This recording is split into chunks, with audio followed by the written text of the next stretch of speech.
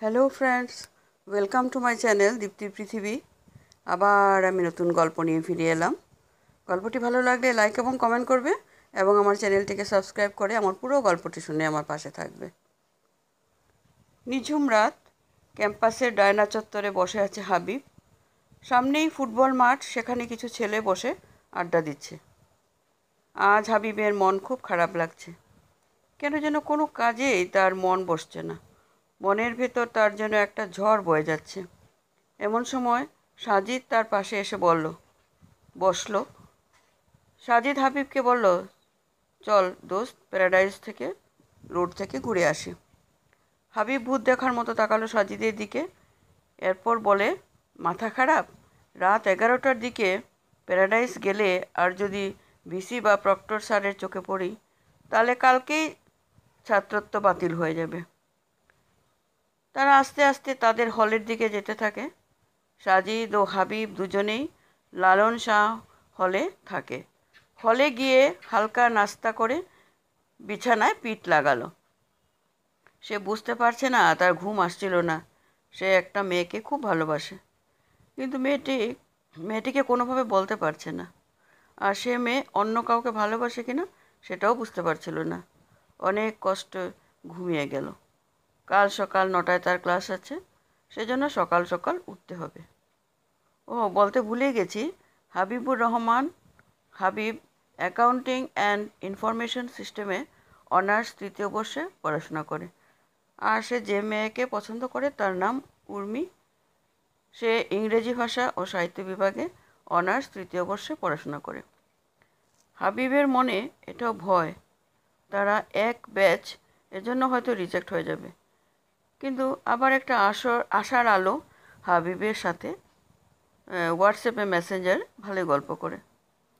কিন্তু এ কথা জানালে হয়তো আর কোনো দিন কথা বলবে না। তা সে বলবে কি না এটা ভাবতে থাকে।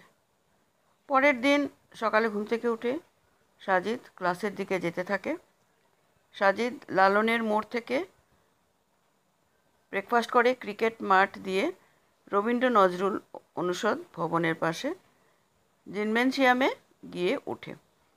আর সেখানে গিয়ে দেখতে পায় বঙ্গমাতা শেখ ফাজিলাতুন নেসা হল থেকে উর্মি ক্লাসের দিকে আসছে। ইংরেজি বিভাগ রবীন্দ্র নজরুল অনুষদ ভবনে, আর অ্যাকাউন্টিং অ্যান্ড ইনফরমেশন সিস্টেমে ব্যবসা প্রশাসন ভবনে। বঙ্গমাতা হল থেকে আসতে আগে ব্যবসা প্রশাসন ভবন পড়ে, তারপর রবীন্দ্র নজরুল। ক্লাসে যাওয়ার সময় দেখা হওয়ায় উর্মি নিজেই হাবিবকে ডাক দিয়ে বিকালে মফিজ লেকের পাড়ে দেখা করতে বলে। হাবিবের মনে নানান প্রশ্ন ঘুরতে থাকে। কি বলবে উর্মি? এর আগে তো তাকে এইভাবে দেখা করতে বলেনি। যাই হোক, সে ক্লাসে গিয়ে পড়াশোনায় মন দেয়। ক্লাস শেষ করে রুমে ফিরে যায়।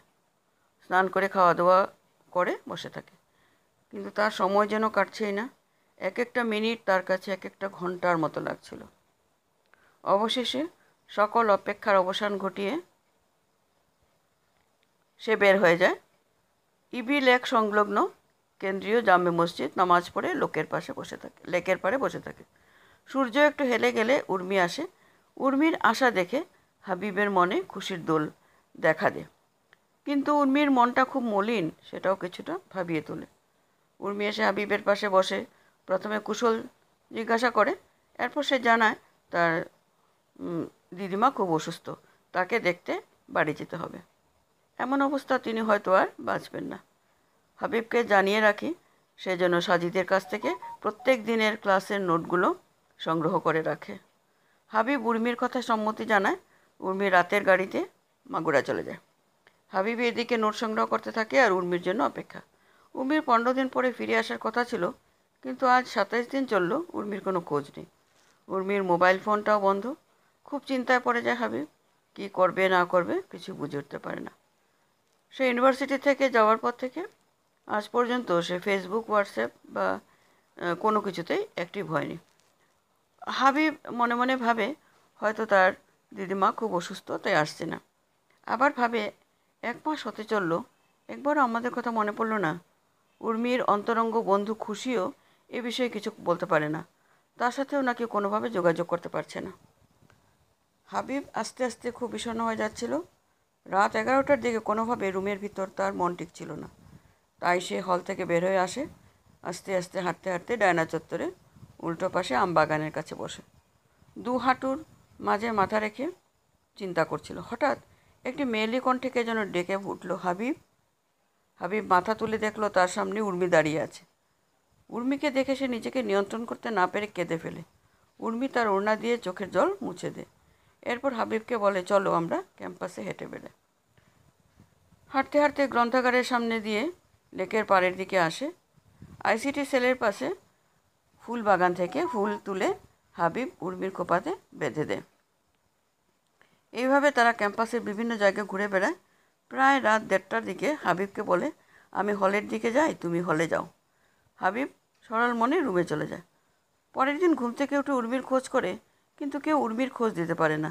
কিন্তু সারা রাত উর্মির সাথে হাবিব ঘুরেছে, এটা তো আর বলতে পারছে না। হাবিব এক ধরনের বিপাকে পড়ে যায়। সে ফ্যাকাল্টি থেকে উর্মির বাবার নম্বর সংগ্রহ করে এবং ফোন করে। এরপর যা শুনে তাতে সে পাথর হয়ে যায়। কথা সাহিত্যিক সৈয়দ মুস্তফা আলী সে বিখ্যাত উক্তি মনে পড়ে যায়, অল্প শোকে কাতর, অধিক শোকে পাথর। উর্মির বাবা জানায়, আজ থেকে 28 দিন আগে সড়ক দুর্ঘটনায় উর্মি ইহধাম ত্যাগ করেছে। কথাটা শুনে হাবিব একেবারে ভেঙে পড়ে। তখন সে বুঝে ওঠে, তাহলে উর্মি কি আমাকে ভালোবাসতো? আমার ভালোবাসার টানে চলে এসেছে। সে রাতে উর্মি হাবিবকে বেশ কিছু পরামর্শ দিয়ে যায়। উর্মির সকল পরামর্শ মেনে নিয়ে হাবিব নিজেকে গড়তে থাকে, আর উর্মি হাবিবকে ছায়ার মতো তাকে পরামর্শ গাইডলাইন দিতে থাকে। উর্মির পরামর্শ ও গাইডলাইন হাবিব আজ বিসিএস ক্যাডার হতে পেরেছে। নমস্কার, আজকের গল্প এখানে শেষ।